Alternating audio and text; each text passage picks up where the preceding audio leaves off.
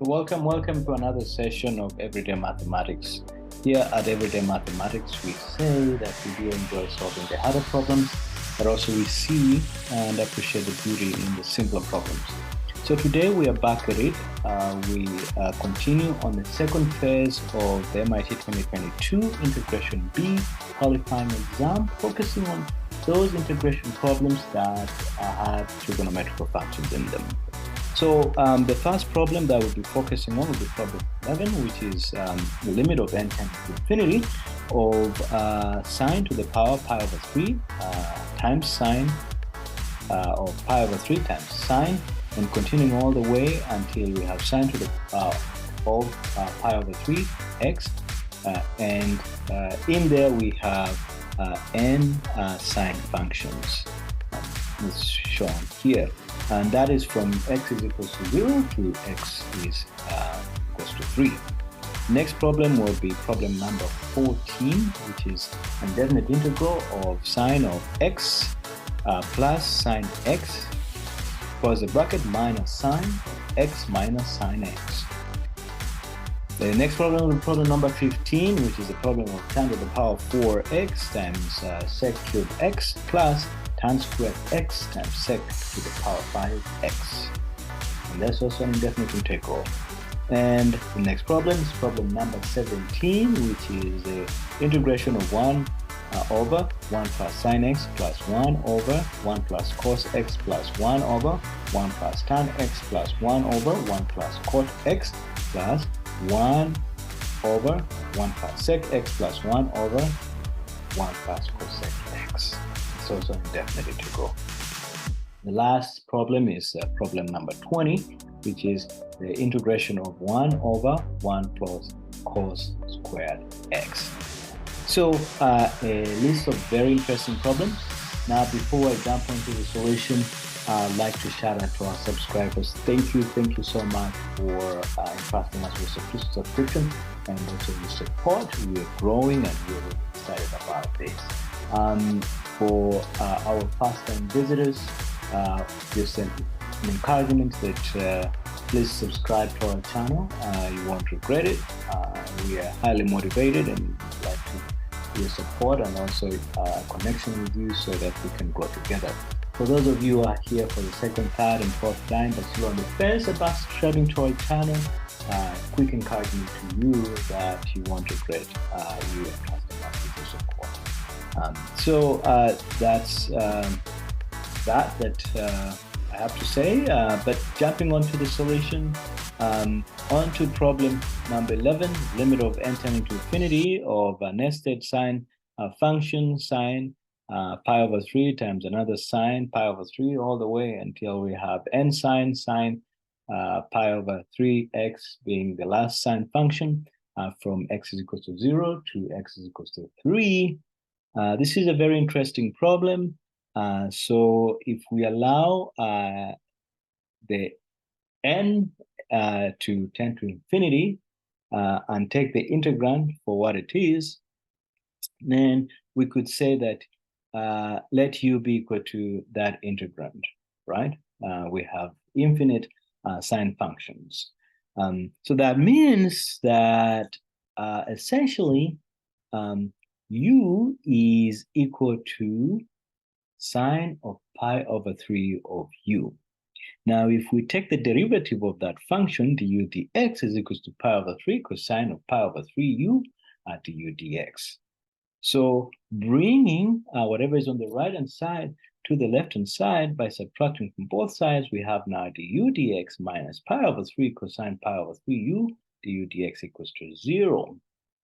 Now, if we factor out du dx, then we have du dx times 1 minus pi over 3 cosine pi over 3u equals to 0.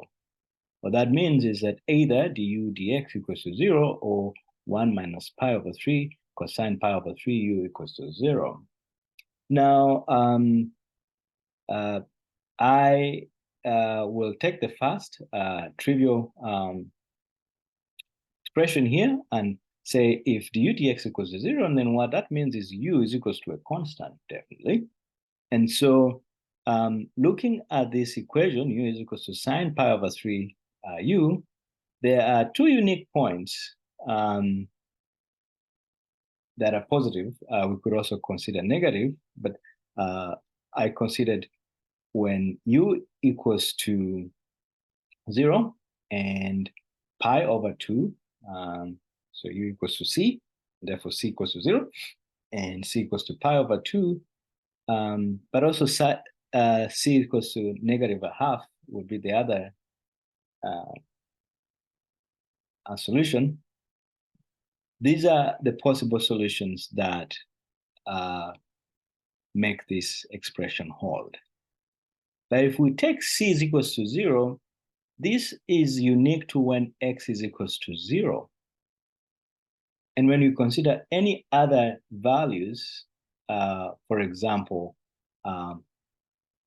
let's say x is equals to 1, then the c or the u equals to 0 on the left-hand side, that does not hold. So my guess here is that when u equals to a half, that holds in the domain x is equals to 0 to x is equals to pi over to 3.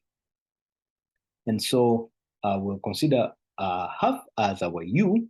And so what we'll do is we'll say now the integral that we have there is the integral of a half from 0 to x equals to 3. And therefore, that means the answer is half x from 0 to 3.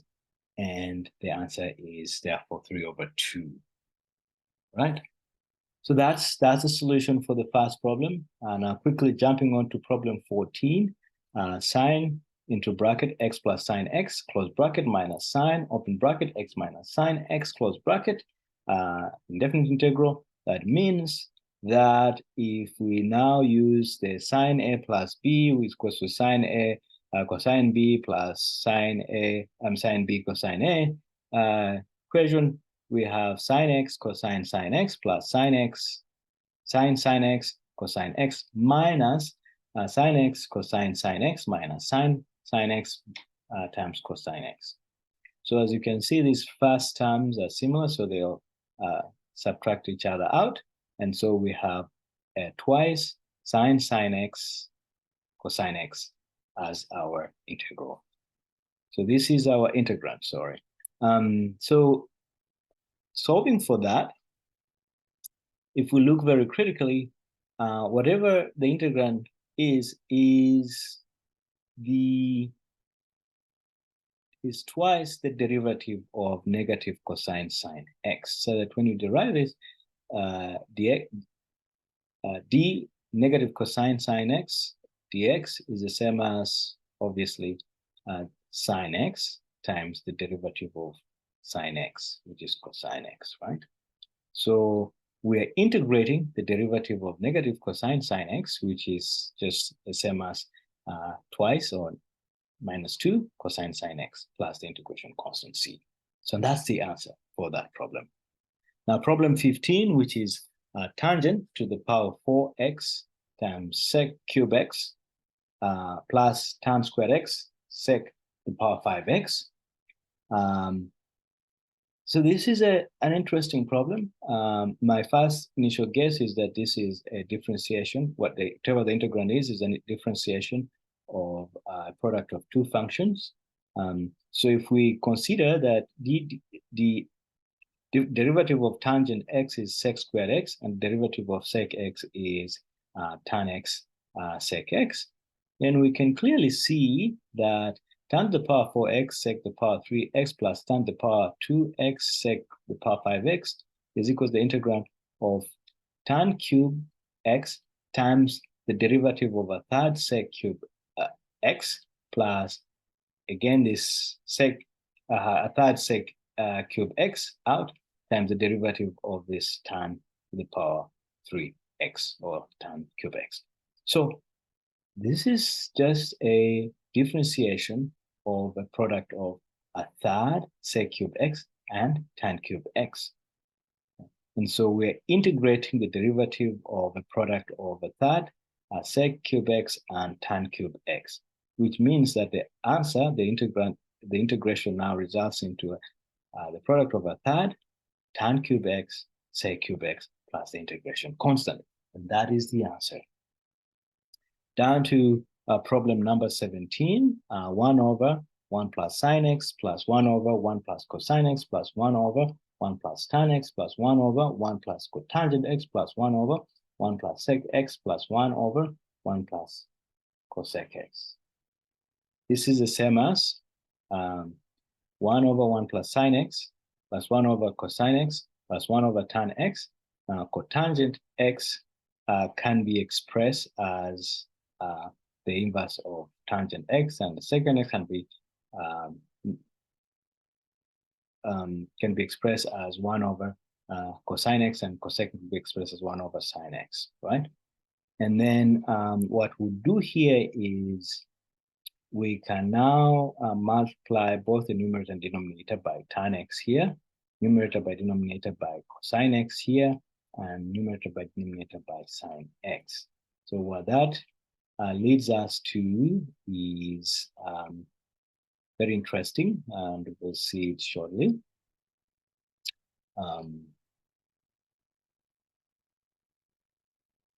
So focusing on that, we get tan x in the numerator over tan x plus 1, cosine x over cosine x plus 1, sine x over sine x plus 1, right?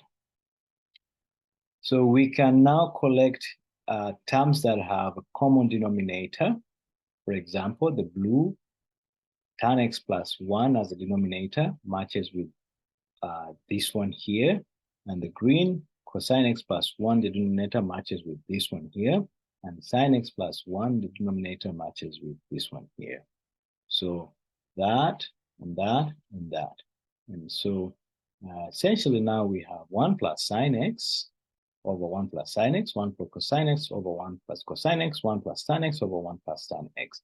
So the numerator and denominator cancel each other. So we have 1 plus 1 plus 1, which is 3. The integral of 3 is 3x plus c, and that is our final answer.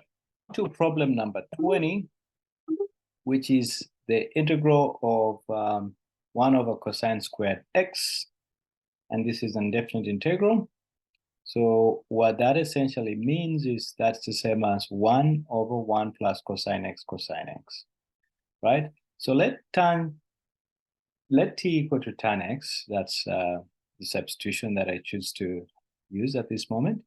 And that means if we look at that triangle, since tangent is the opposite over adjacent, so if x is our angle, then t would be that opposite, and adjacent would be t, or would be 1, since t is the same as t over 1.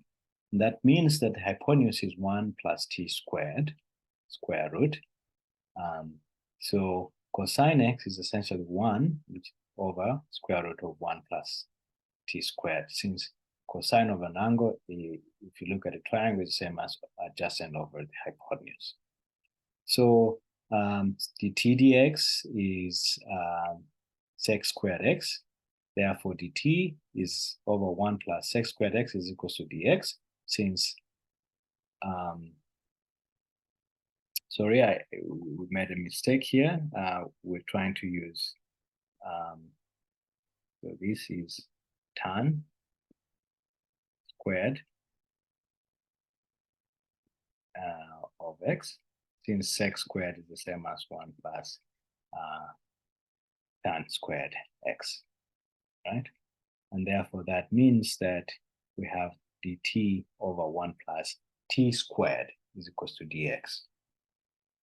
So our integral here now is 1 over 1 plus cosine x is equals to 1, is equals to the integral of 1 over 1 plus 1 over square root of 1 plus t squared times 1 over square root of 1 plus t squared times dt over 1 plus t squared in place of dx. So the denominators here multiply to 1 plus t squared. Square root times square root would cancel out the square root sign. And so we move forward, and that results in 1 over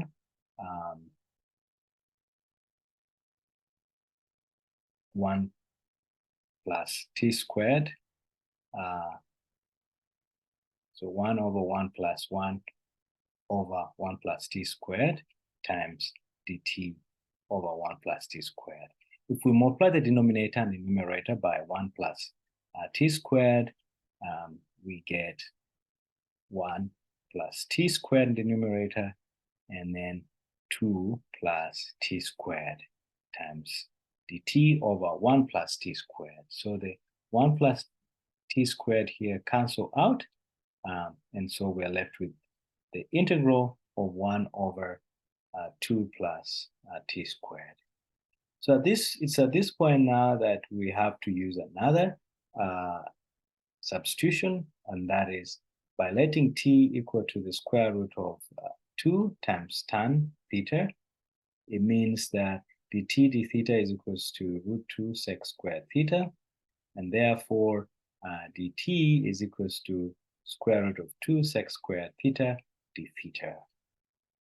So using that substitution, that means that 1 plus the integral of 1 over 2 plus t squared is equals to 1 over 2 plus, into bracket, square root of 2 times tan theta squared times the square root of 2 sec squared theta d theta.